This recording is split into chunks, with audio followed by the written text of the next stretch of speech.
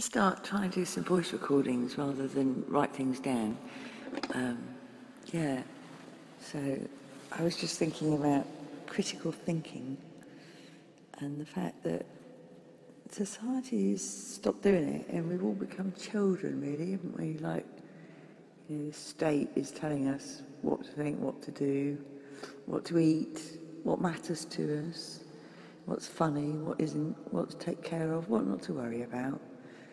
And I was saying it years ago that I thought the world, England certainly was just becoming a nanny state.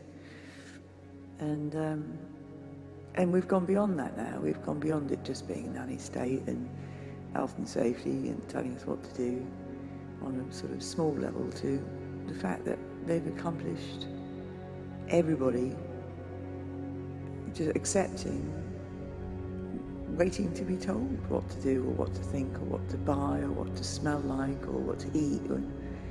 Critical thinking has just disappeared. Really, really sad. Really sad. I wonder if there's ever a time in history where that existed, really. Because I can't imagine that anybody in the past had the amount of brainwashing and mind control that is going on today, and it's so sophisticated because it's through the TV and it's through subliminal advertising and it's telling you what product to buy on what shelf and whether it's eye level or not, and makes you buy it more. And I mean, it's just everywhere. It's just fucking everywhere. To the point that people have just switched off. And although I've only had my awakening in the last 3 weeks, thank you, Mark, liking that 9/11 video, and came up on my stream, and I thought, oh, I've always been interested in 9/11. I really felt like I got the answer to that, so I watched that, and I thought I won't make it 2 hours. I'll just watch a bit of it, and then I can always come back if I like it. And I just sat there with my jaw to the floor for 2 hours, because it wasn't just the video, it was the realisation of everything, really, of the fact that, of the insincerity, of the, you know, just the underhandedness, the blatant evil. It just kind of, I just sat there and it was like a very slow car crash, a realisation. And I've always been a bit radical, always liked me marches, and always, you know, had a Mohican once upon a time, and always liked me alternative music, my Clash and my Stranglers, and Ian Dury and the Blockheads, and went to 14 Glastonbury's, and I'm still like that, and I always have been, but this is different.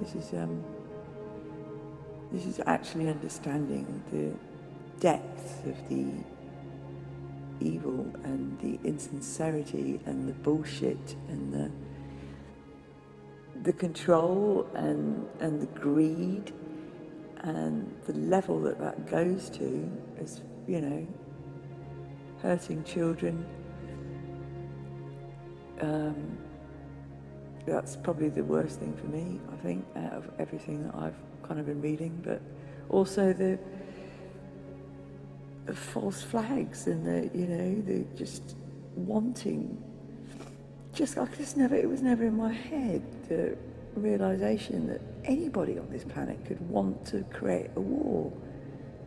Why would you want to create a war? Just for your own personal gain, when you've got bloody, you know, endless bloody bunkers, islands, helicopters. You know, you can go to Mars, you can go anywhere you bloody want. I mean, you know, why doesn't it stop? Why doesn't it end? Why isn't there enough? Why do you have to keep going, you know? I'd be really happy with a little house, with a little goat and a little stream, and just to be sort of, you know, be able to look after myself, really, self-sufficiently, without having to be part of this bloody matrix. And I've always felt like that. And now I'm just struggling. I never will get my head around the amount of money these people need, and the, you know, the fact that well, they've got it. Well, they've got this money. How it goes to their head, like some kind of like heady euphoria and then they go beyond it, and then they think that is that what power does? I mean, power to me, I'd never want to fuck a kid because I got endless amounts of money. You know, it just would never occur to me. Never. They just brainwash these people by the Illuminati and by this, just whatever the fuck their secret cult is rubbing. I mean, they're not free thinkers. They don't deserve to be in charge of the planet on that alone, really. You know, I don't know where to start with it all, really.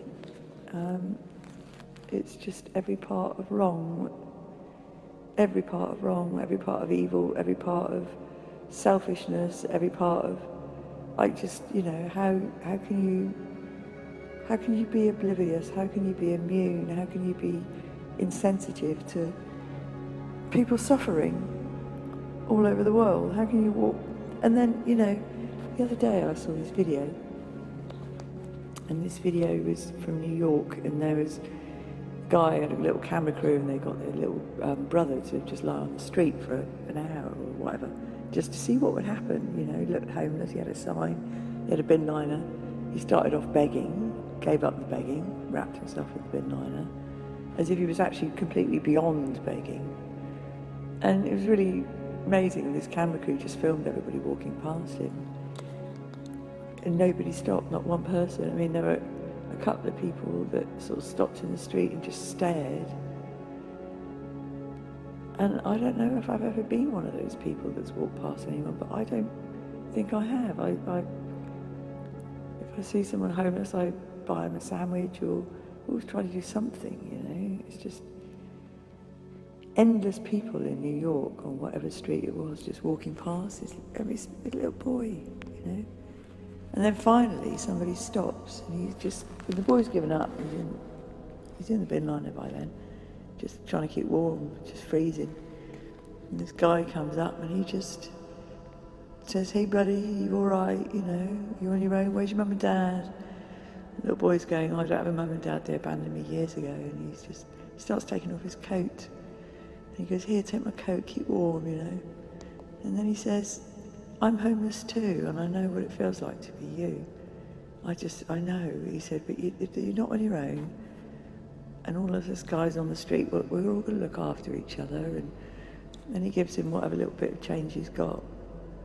And the camera crew at that point just melt and come walking over and just hug the guy, you know, and just said, "Fucking hell, you know, the only person that actually bothered to put their hand in their pocket and care was somebody else that was on the streets, you know, somebody that had nothing to give, and yet all the people that walked past clearly had, you know, more than enough for a coffee or a fucking sandwich or something." Anyway, the film crew gave him, I think the guy said, "Here's $250. Another one says $100, but, you know, they were just praising him and just, you know. Anyway, how does our world come to that? How does it come to that? I don't know.